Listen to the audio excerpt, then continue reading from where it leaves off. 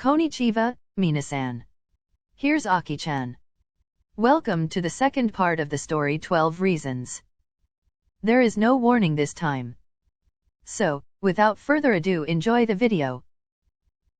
Just as Kenma hung up, Bokuto turned on his heel and rushed towards his house. His pace was so quick that the scenery around him seemed so blurry. He didn't care about the passers-by that crossed his road. He didn't care about the cars that drove by past him. Even Akashi's voice, which was calling his name, sounded like a faraway whisper to him. The cold wind lashed against his face, leaving red marks from its frost claws. But even that hurt less than the thought of his best friend being in pain. The cold sweat was cooling his warm and exhausted body, which was still moving forward. His breath was hitching, and his muscles were tensed, moving now just on pure adrenaline. A firm hand stopped him in his traces, allowing him to catch a breath again. A loud heartbeat resonated in his spinning head, muting all other sounds from outside. A blurred silhouette was bowing down to him, abruptly gesticulating something. He felt like his legs would give up at any second, when a hand took him under his arms, creating a firm support for him. Bokuto-san. Hold in there. There is a bench nearby. You can rest there. I'm fine. Akashi. You're clearly not. What got into you? I know you are worried about Kuroo-san, but that doesn't mean you wear yourself out. Gosh, you are so impulsive and irresponsible sometimes. Did I make you worry that much, Akashi? Oh, you have no idea, Bokuto-san. Now, sit here and rest. I'm sorry. It's just, you don't have to explain to me anything. I understand. Just, try not to hurt yourself in the process as well, alright? I promise. Akashi sat next to him, looking at the exhausted ball of emotions. It was an understatement that he was worried. Seeing someone, who is always cheerful, goofy, and carefree in such a state, is alarming. Especially when it came to Bokuto. The first impression of Bokuto was strong. A goofy, passionate volleyball player with mood swings. But Akashi learned, that under this thick crust is a very intelligent, calm, and sensitive soul, ready to give his all for the closest ones. His presence as a captain and as a friend was always impactful and helpful. And Akashi adored him for that. Bokuto grew on him so much, he wanted to be there for him in every situation. So, seeing him in this state and not knowing how to help him, put Akashi into despair. He was drawing shooting circles on his back, trying to help him relax a little bit. A muddle of thoughts was flowing throughout his mind, trying to find the best solution. But nothing came to his mind. He felt helpless. Mist was starting to appear in his vision, as the first droplets of tears were trying to get through. His throat was tightening, threatened to let out a hic. He wanted to say something soothing to Bokuto, seeing him as he hid his face into the palms of his shaky hands. But he was scared that his voice would betray him. But, despite his fears, he bowed down closer to Bokuto, carefully hugging his shoulders in the process, gently talking to him. How are you feeling? Are you feeling rested a little bit? Akashi froze for a moment. How surprised he was, when he heard his cranky voice. It sounded like he was on the verge of crying. And that was exactly, what he didn't want. To make Bokuto more worried. Bokuto, however, didn't waver even for a moment. He immediately turned to Akashi, embracing him in his arms. He knew very well that Akashi was a heavy overthinker, constantly worried about his well-being. But he never saw him so hurt. So, when he heard Akashi's broken voice, something moved in him. He didn't want to make Akashi like that. All he wanted to see was his smile, his shining dark turquoise eyes. He needed to fix this. He had to be strong for Akashi. And in this situation, for Kenma too. That's right. He had to be the one to put an end to this messy situation and find Kuroo. The decision was made. Taking a deep breath, he tightened the hug, trying to dismiss all of Akashi's insecurities and bad thoughts, and softly whispered calming words into his ear. I'm all right, Akashi. You don't need to worry. I promise. My body is well rested now, thanks to your quick action. I'm glad to hear that. Akashi's voice was muffled, but the relief was recognizable in it. A subtle smile appeared on Bokuto's face, when he felt Akashi's body relax under his arms. It put him at ease. He gently pulled away from the embrace to see Akashi's face. And he found exactly what he expected. Guilt written all over Akashi's face. He was averting Bokuto's gaze like a kid, who did something wrong. That made Bokuto laugh a little bit. He had a similar look whenever something went wrong, even if it wasn't his fault. Bokuto leaned closer, laying his forehead onto Akashi's, so he couldn't avert him anymore. Now, you can stop overthinking everything. You have nothing to be solving here anymore. Understand, Mr. Everything is my responsibility. The adorable giggle that Akashi made Bokuto's heart skip a beat. Never in his life had he seen something so precious, so pure. He wished he could take a photo and keep this view alive forever. Yes, Bokuto-san. Understand. Good. Now, we should head to my house and see if something is inside my mailbox. Right. We do not have much time left. We better hurry so we are not late. The relieved atmosphere was abruptly exchanged for a heavy mist of doubts and fears. The closer they were to Bokuto's house, the more scared he was. He was praying that inside the mailbox would be nothing. No strange letter, no eerie card, no familiar photo. Just, nothing. He was never that afraid to come home. He even thought of turning back and walking away. That wasn't like him at all. He never had run from things. Despite it, he was now standing in front of an ordinary mailbox, frozen in fear. Akashi, seeing his empty expression, gently called out for him. Bokuto-san. Should I look inside first? He carefully put his hand on Bokuto's shoulder, which woke him up from the trance. Huh. No. I'll do it. Just needed some time to prepare, you know. I understand. Bokuto took a deep breath and stared at the mailbox once again. Don't be a coward, Kotaro. It's just a mailbox. Nothing to be afraid of. There won't be anything inside, so just open it. His shaky, sweaty hand slowly opened up the top of the mailbox. And when he looked inside, his nightmares came to reality. Inside was only one letter. He grabbed it and started walking away from the place. He didn't even look at it, hoping that it would disappear from his hand. Come on, Akashi. We need to hurry back to the others. And what about the letter? We'll look at it during the walk. All right. Akashi quickly caught Bokuto's pace, waiting for him to make another move. With every last bit of courage, Bokuto looked at it, finding only name initials, BK.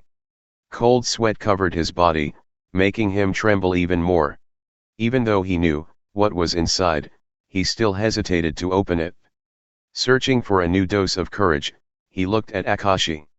Akashi nodded, showing him that he was here whenever he needed it. Hardly swallowing, he opened the letter. It showed a card and a photo, just like in Kenma's case. He took the card, reading its sentence aloud. Reason number 2, because I was a bad friend. A bad friend? When Kuroo-san was a bad friend.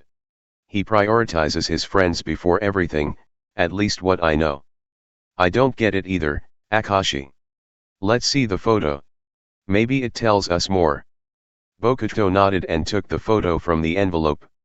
There were several kids around junior high school age besides Kuroo and Bokuto. It seemed that they were at some summer camp. They looked pretty happy, enjoying the hot summer day. Nothing out of the ordinary. That looks nice. I didn't know you knew each other for that long. But that still doesn't answer our question. That piece of a nitwit. Huh. Bokuto-san. Akashi turned to Bokuto, shocked at how angry his voice sounded. He was gripping the photo so hard, that it looked like he would rip it apart. In his eyes irritation and sadness were turning places. Akashi was confused. What could trigger Bokuto so much from this harmful picture? There must be a backstory to it. And probably not so pleasant. I told him he needs to forget about it and move on. What happened there? Could you give me insight into it? Yeah. This photo is from our first summer camp. We went there every summer for 3 years of the junior high. Did you meet each other there? No, we knew each other before this camp. We actually met at a local gym randomly. It was a sports festival and they put us on the same team. And from that time, we started to see each other regularly. We were birds of a feather. That's a sweet story. Your friendship is unbelievably strong for how short time you have known each other. Right? That's why I'm mad right now. Did he do something to you at the camp? That's the problem, he did nothing wrong. At least not something I would be mad for. He just didn't pick my side at that time. But I would surely make the same decision, if I was in his shoes. And our supervisor was a lunatic. Bokuto sighed, closing his eyes. He couldn't believe this little incident was stuck in his best friend's mind the whole time, probably eating him up from the inside. He forgave him a long time ago, so why? Why didn't he say something? Why did he dwell on it so much? Losing his grip, he looked sadly at the photo again, memories playing before his eyes. It stung so much, knowing that Kuroo was hurting and didn't try to share his pain with him. And Bokuto didn't even recognize it. How could he call himself a friend when he wasn't able to detect one's pain? Shrugging his eyebrows, sadness changed for self-hatred. Akashi patiently waited for Bokuto to calm down from this heavy emotional roller coaster, just silently walking by his side. He knew that Bokuto had more thoughts in his mind, which wanted to come to light. You know, we were crazy kids. You still are, Bokuto-san. Wei, that's not the point here, Akashi. Bokuto's chaotic gesticulation, meant to dismiss the statement, made Akashi laugh a little bit. He managed to get his goofy self out of him in this rough time. It was a relief at some point, probably for both of them. Bokuto loudly coughed, trying to set up the serious mode again. So, we were crazy and did a lot of dumb stuff. And it wouldn't be us if we didn't do something stupid and break the rules. Akashi saw how the corners of Bokuto's mouth turned into a small smile. He seemingly liked to think back on their adventures. And one time, we were caught. And I don't know what actually happened, or what conversation was held between our supervisor and Kuroo, but when he started to question us, Kuroo stayed silent in the corner of the room. His face twisted in pain by bringing up the painful memory. He saw him before his eyes like it was yesterday, standing in the corner, eyes buried into the ground, absolutely terrified and helpless. He probably told him everything, since we were punished afterward, and Kuroo was obligated from it. But I still doubt that it was his choice. The supervisor had to have something on him. Kuroo wouldn't do it willingly. Gosh, how I hate him. If there was something to punch, it would be long ago on the ground. How forcefully Bokuto clenched his fists to somehow absorb his anger. And after that, he repeatedly apologized to me that he wasn't on my side the whole time. But I never blamed him for that. You know, I didn't care at all that time. We were kids. Of course someone had to get into trouble eventually. But it looks like it stuck in his head. Fuck, I am the worst. Bokuto-san. Don't blame yourself. We are not perfect beings. We can't read other minds. And of course we are not able to detect someone's struggles all the time. And Kuroo-san, with his extroverted personality, was always hard to read. Akashi gently stroked his cheek to calm him down, which earned him a sweet smile from Bokuto. You have a healing touch, Akashi. Bokuto, closing his eyes and enjoying the soothing feeling from Akashi's soft hand, didn't see the pink blush appearing on Akashi's cheeks. I'm feeling so much better. Thank you for staying by my side, even though I'm complicated sometimes. You are not complicated. You are unique. They stared into each other's eyes, silently changing mutual tenderness and admiration between them. A loud ping from Bokuto's phone disrupted this endearing moment, making them turn away with a blush and a hint of embarrassment. Sorry.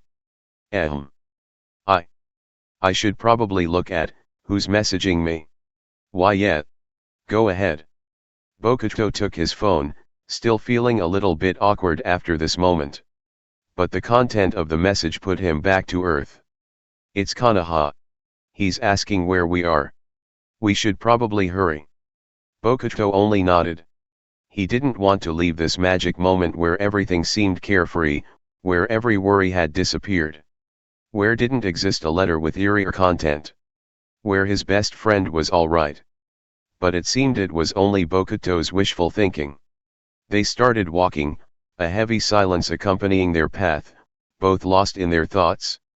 Bokuto had particularly one question on his mind: how should he tell this to Kenma? The second letter proved that something was wrong with Kuroo. And it was hard for Bokuto to accept this truth, not to mention Kenma. He would probably take it even harder. And what about his team? Do they know? Should he tell them? The dilemma made him feel stressed. He was so occupied by it, that he even missed Konoha's greetings. Hey you slowpokes! Where were you? I get Bokuto. He is an airhead, but you Akashi? What happened? It's a long story, Konoha-san. I'm sorry for our belated arrival. Nah, everything's good. Hop on. We'll be leaving at any minute. Oi Bokuto. You won't even say hi? Bokuto, lost in his thoughts, walked around Konoha with folded hands and shrugged eyebrows, completely mishearing his speech. What's with him? He's acting weirder than usual. He feels under the weather. Please, give him time, Konoha-san. Okay. If you say so. Konoha was confused. Bokuto often acted weird, but this was too much even for him. And his odd behavior started to be evident to the others right away, when the bus moved off. There was no loud laughing, no singing, no arguing with the teammates about what would be the best sauce in a burger. Just heavy, suffocating silence. The source of energy died out, covering the bus in a chilly, unpleasant coat. Whispers were the only thing filling the air around them for the rest of their journey.